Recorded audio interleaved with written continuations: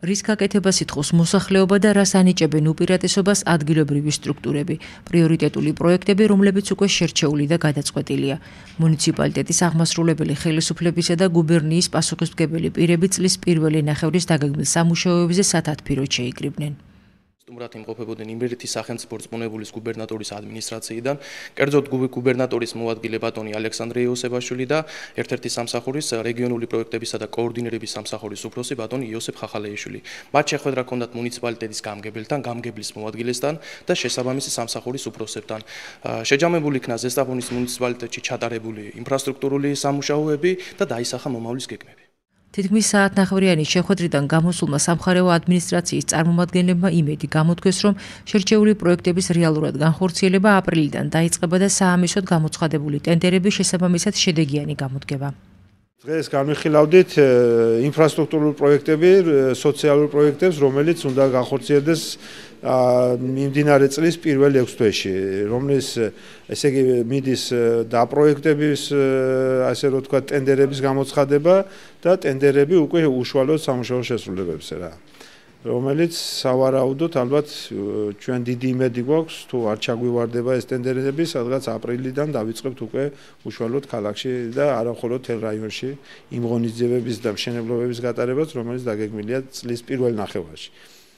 და ეს პრიორიტეტები, რაზეც ტენდერი უნდა გამოცხადდეს, რის მიხედვით არის შერჩეული? შერჩეული არის თვითმმართველობის ორგანოების მიერ გამოკითხული მოსახლეობის და თავად აი საკრებულოზე დამტკიცებული პროექტებია, არის ინფრასტრუქტურები, პროექტები, არის სოციალური პროექტები, არის ანუ სხვადასხვა სფეროსია და მომავალში კიდევ ესე იგი არის ესეთი მიმართულება სახელმწიფოს ხაზი, რომ უფრო მეტი სოციალური პროექტები იქნება მომავალში კიდევ. 7 პრიორიტეტული პროექტიდან ნაწილის პროექტირების საკითხი უკვე გარკვეულია. ლაპარაკია 7 პროექტზე. 3 პროექტია, რომელზედაც ხდება პროექტირებაზე ტენდერი დღეს, ეს არის ქალაქის ქუჩები და ეზოების კეთილმოწყობა და ფასადები. ამაზე ხდება დღეს ტენდერი და ტაბაკინის სასოფლო გზაზე, ასფალტირებაზე. ეს 3. 4 პროექტია ლაპარაკი კიდევ, ეს არის ნინოშვილის ქუჩა, პირველი არის კულტურის ცენტრი, ადმინისტრაციული კორპუსი, ეს ჩვენი კორპუსი. ამაზე უკვე გამოცხადდება ტენდერი. რაც შეეხება ტენდერს, მისი შედეგები მოგვიანებით დღის ბოლოსთვის გახდება ცნობილი. რეგიონალური განვითარების ფონდი რამდენიმე პროექტს წლის მეორე ნახევარში კიდევ განახორციელებს.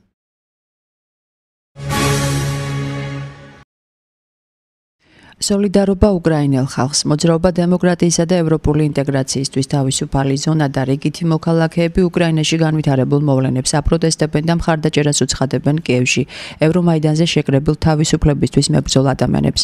აქცია სოციალური ქსელის მეშვეობით დაიგეგმა. დღევანდელი აქცია დაგეგმილი იყო უშუალოდ შემდგან სოციალურ ქსელში და სოლიდარობას უცხადებთ უკრაინაში მებრძოლ ხალხს, რომლებიც იბრძვიან თავისუფლებისათვის. და ამ აქციას გამოეხმიანა ორი არასამთავრობო ორგანიზაცია ზესტაფონიდან, ეს არის მოძრაობა დამოუკიდებლობისათვის და ევროინტეგრაციისათვის და თავისუფალი ზონა. მისთვის მათ მადლობას ვუხდი და ჩვენ ისევ და ისევ უკრაინელ ხალხს უცხადებთ სოლიდარობას. მინდა მამწუხარებით მივცამძიმრო დავით ყიფიანის ოჯახს, ახლობლებს, მეგობრებს.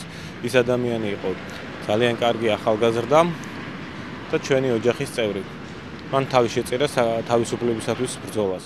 აქციის შესახებ გავიგე სოციალური ქსელებიდან და ზესტაფონის მოსახლეობა და არასამთავრობო ორგანიზაცია თავისუფალი ზონა სოლიდარობას უცხადებთ უკრაინელ ხალხს. პრინციპული დაპირისპირება განახლებულ სეზონში. ზესტაფონის საპრიზო სამეულში დასამკვიდრებლად ემზადება.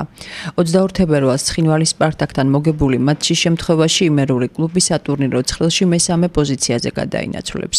თურქული შეკრებიდან დაბრუნებული გუნდი სეზონის განახლებისთვის მზადებას საცვრნელ ბაზაზე გადის. ფეხბურთელები ხვალინდელი მატჩის ჩასატარებლად ფორმაში არიან და ქომაგებს გულშემატკივრობისკენ მოუწოდებენ. მნიშვნელოვანია კარგი საქმის კარგად დაწყება.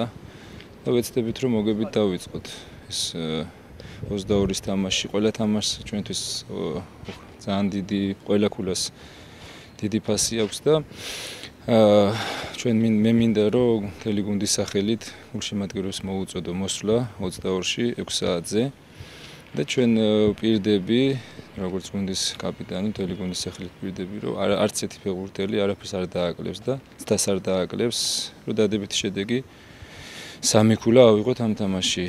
თან ლამაზი ფეხბურთით პირდებით, მახსოვს თქვენს გახსოვთ, რომ ზესტაფონში გულშემატკივრით ივსებოდა სტადიონი. ჩვენ ფან-კლუბის იმედი ყოველთვის აგვაქვს და ისინი ყოველთვის არიან ჩვენს გვერდით. მე მოუწოდებ მოსახლეობას, რომ მოვიდეს და დაუდგეს გუნდში როგორც ფან-კლუბს, ისე ჩვენ გუნდს და ერთად მივახციოთ და ავაშენოთ ზესტაფონში ეს ავაყავოთ ფეხბურთი. შეკრებით მართლა კმაყოფილები ვართ, ნაყოფიერი გამოვიდა, გუნდი სრულ მზადყოფნაშია. რაც შეეხება ხვალინელ თამაშს, ხვალინელი თამაში ჩვენთვის ძალიან მნიშვნელოვანია, ისევე როგორც ყველა თამაში მიმდინარე ჩემპიონატში. უბრალოდ აუცილებლად გვჭირდება გულშემატკივრის გვერდში დგომა, ჩვენი მხრიდან ყველაფერს გავაკეთებთ. ვეცდებით რომ ვითამაშოთ კაი ფეხბურთი და შედეგსაც მივახციოთ. გუნდმა სრულფასოვნად და კარგად ჩაატარა ეს შეკრება. 16 დღე ვიმყოფებოდით ანტალიაში, კაი პირობები იყო, ყველანაირი პირობა იყო იმისთვის შექმნილი, რომ კარგად მომზადებული ყავით. 6 თამაში ვითამაშეთ საკონტროლო და ასე თუ ისე გუნდი შევთამაშდით ამ შეკრებაზე. რაც შეეხება ხვალინელ თამაშს, ძალიან მნიშვნელოვანია ეს გუნდისთვის პირველი თამაშია ამ წელს და ყველაფერს ვიზავთ იმისთვის, რომ გამარჯვებას მივაღწიოთ. გუნდი მზადყოფნაში არის, ყველა ფეხბურთელი მზადაა, ვემზადებით სერიოზულად და რა თქმა უნდა, თხოვნა გვექნება გულშემატკივრებისთვის, რომ მოვიდნენ, მხარი დაგვიჭირონ და ჩვენგან კიდე ყველანაირად ბრძოლა, ჟინი, თავდადება იქნება მოედანზე და ვეცდებით, რომ კაი ფეხბურთი და რაც მთავარია, გამარჯვებით დავამთავროთ ხვალინელი თამაში. იმერულ კლუბში განახლებული სეზონიდან სერბი გოლკიპერი ბოიან პავლოვიჩი ასპარეზებს, ის ზესტაფონს თურქულ შეკრებაზე შეუერთდა. კიდევ ერთი სიახლე საგაზაფხულო სეზონში ის იქნება, რომ ზესტაფონის ფეხბურთელები საშინაო შეხვედრებს ლურჯ მაისურებში ჩაატარებენ. თურქული შეკრების შემდეგ გვაქვს მნიშვნელოვანი სიახლეც, გუნდს შეემატა სამედიცინო შემოწმებაც გაიარა და 2 წელიწადნახევრიანი კონტრაქტიც მოაწერა გუნდთან. სერბმა გოლკიპერმა ბოიან პავლოვიჩმა საკმაოდ გამოცდილი ფეხბურთელია. ასპარეზია სხვადასხვა კლუბებში, ალბათ განსაკუთრებით გამოსაყოფია ცრვენა ზვეზდა, სერბული, ასევე სერბული OFK, საკმაოდ სახელოვანი კლუბები, ევროტურნირებში წარმატებები სმომხვეჭი თავის დროზე ცრვენა ზვეზდა ბოლო-ბოლო ჩემპიონთა თასის მფლობელი გახლავთ 90 წლის თუ არ ცდები.